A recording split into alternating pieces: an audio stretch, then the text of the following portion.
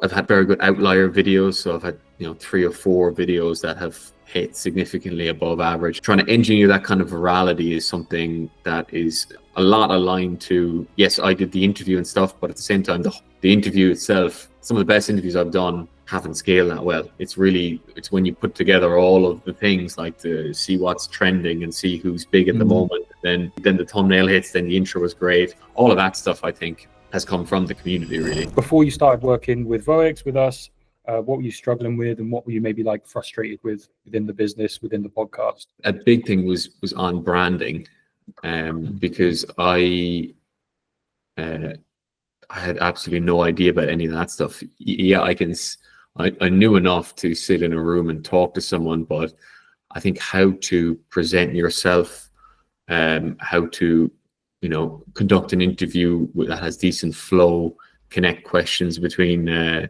topics with people, and then just present it. So like my whole YouTube or even my thumbnail is all based on one thumbnail you did for me like 5 months ago. It's the same thing over and over again, right? But it has, and a lot of people that have looked at my YouTube say it's got very strong branding now because all of the thumbnails are aligned and the branding is aligned, the color scheme is aligned, whatever. So I think that was it. Well, branding was one big thing. Seeing how it could become something more than just a conversation on the internet was another thing. Like seeing behind the curtain about, how, and I couldn't say this was a struggle for me because I didn't know about it.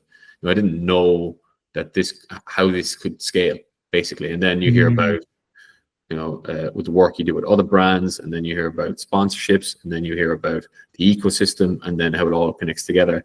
It's hard for me to answer that question because I came to this with very little at all, to be honest. So I wasn't actively like, I need help, like maybe, what's the biggest problem you can solve for me? I didn't know a lot of my problems until I saw like behind the curtain and saw everything that was going on. And then you see, or Darren would say, you should make the words on your thumbnail bigger. And I'm like, oh, they're fine, it's whatever. And then you start to see other people that are doing really well doing that stuff. And then you're like, oh, okay, it takes a little bit of belief. And then just seeing behind the curtain on what's worked before and where this thing can go. Because before you see that, you're just kind of like, okay, I'm just doing this podcast thing. It's taking loads of time and it's kind of hard sometimes for my job or whatever. But yeah, it let me see kind of what's the word, like just where it can go, basically. Yeah, amazing. I guess from there then, what was kind of the biggest insight or shift you've experienced through the whole process so far? Yeah, shifts from just being like, I want to just have people see me being kind of in the trading space to I can become a trader and a content creator around trading by creating this ecosystem with a podcast in the middle.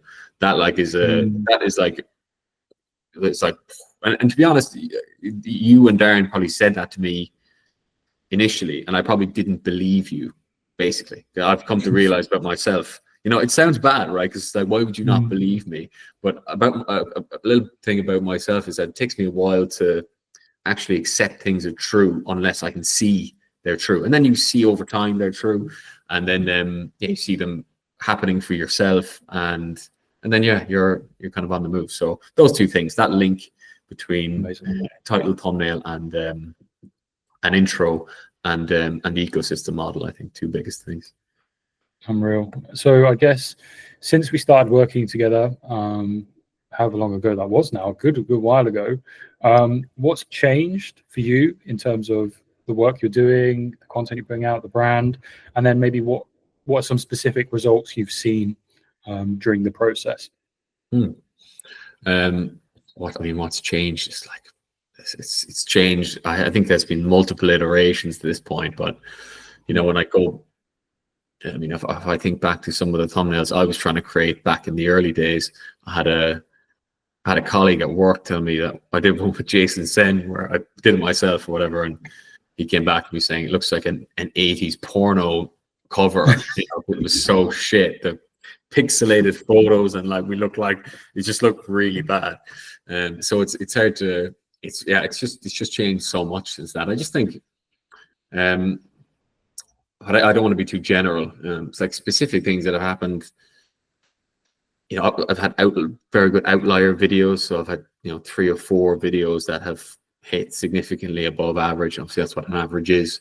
But, you know, what I mean is just a lot over average. So I think that kind of trying to engineer that kind of virality is something that is a lot aligned to, yes, I did the interview and stuff, but at the same time, the interview itself, some of the best interviews I've done haven't scaled that well. It's really, you know, it's like, it's when you put together all of the things, like to see what's trending and see who's big at the moment. Then you have a short enough title that they can see it in the thumbnail, or that they can see it in YouTube. Then the thumbnail hits, then the intro was great. All of that stuff, I think, has come from the community, really. Just seeing how videos, you know, even as we just talked about, that ecosystem click-through kind of metric, that's all stuff that actually is important. And so when I look back on videos and think what specifically, it's like, yeah, those outlier videos, there's a little bit of luck in there, sure, on my part, but there's a little bit of also the kind of stars aligned in terms of the things we always talk about, or that you always talk about. I can't say I always talk about them, but yeah, so those things, yeah. So I would say the outlier videos are one big thing. Kind of the consistency of branding is another big thing, and just taking your place as like a professional podcast.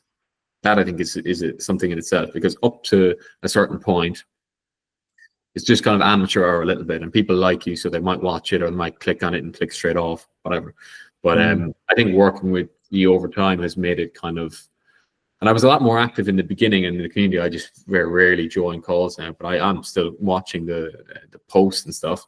But I was quite active initially, and that was in the climb of becoming what I think is like a rated podcast, like something that's professional, something that has a journey through the podcast that answers hard questions.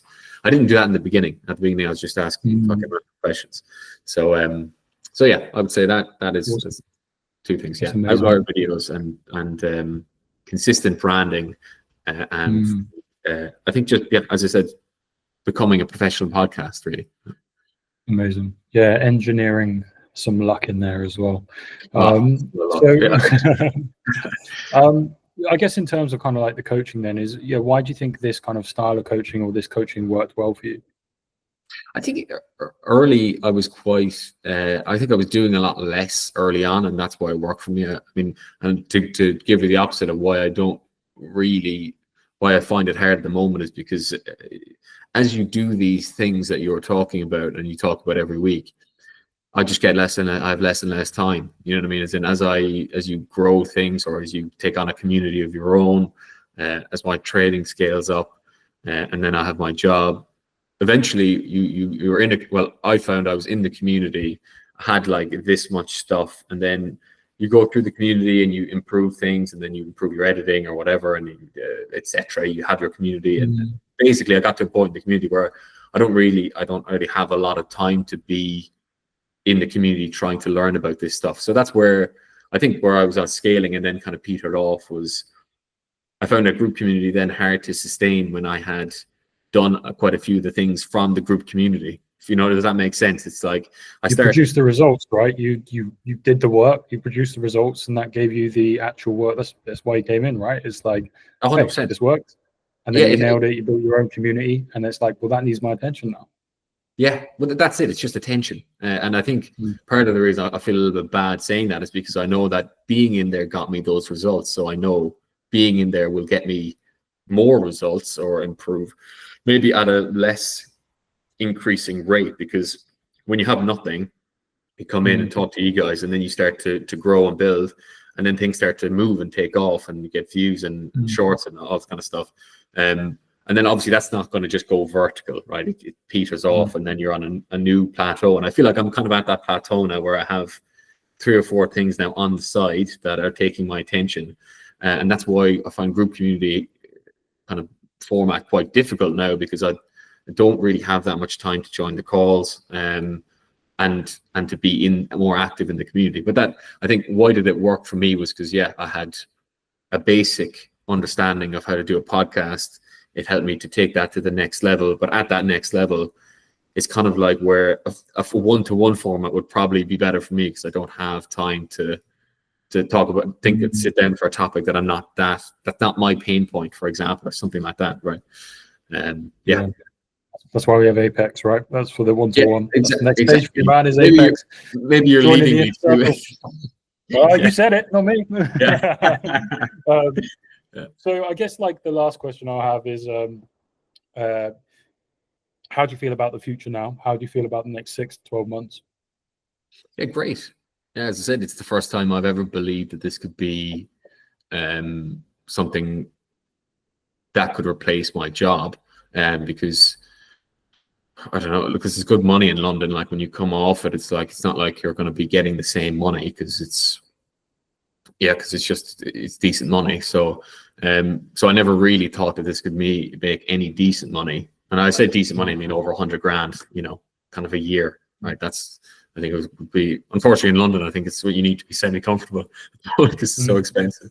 But yeah, so I think that's a big thing for me is the next 6 to 12 months are like, yeah, just kind of, I just feel like if I locked in and went semi full time with it, that it could just, the results could be exponential. So I'd like, as we just talked about, to get things in place before I do leave my role, like get the course finished now and into the community and get them over the circle, get the what was the other thing? The video sales letter for the offer, get that kind of stuff set up. There's a few technical strategies I wanted to back test and things so that people have statistics around their trading in the community. Just make it a bit like that before I hand in my resignation. But again, the key thing is just the opportunity. And even with the sponsorship today now is another thing where I've never really reached out to sponsors. I kind of reached out to one, and then I met their CEO, met their CPO, but I just didn't want to, don't think they wanted to like do a paid partnership. They're raising funds or whatever. So eventually I just stopped pursuing it and stopped pursuing sponsorship. But yeah. And now they're coming to you. Yeah, exactly. It just takes, you never know which video is going to do it. But yeah, it's just hammering away. And I said YouTube goes a bit better when you're consistent and all that. So yeah, short answer is, yeah, I feel great about the future. I think yeah, I think to be honest, all I really wanted to do was do trading full time, and I didn't really think, and you know, I'd be able to build an ecosystem around that, or around. Yeah, I just thought it'd be solely from trading. So that part I think is great.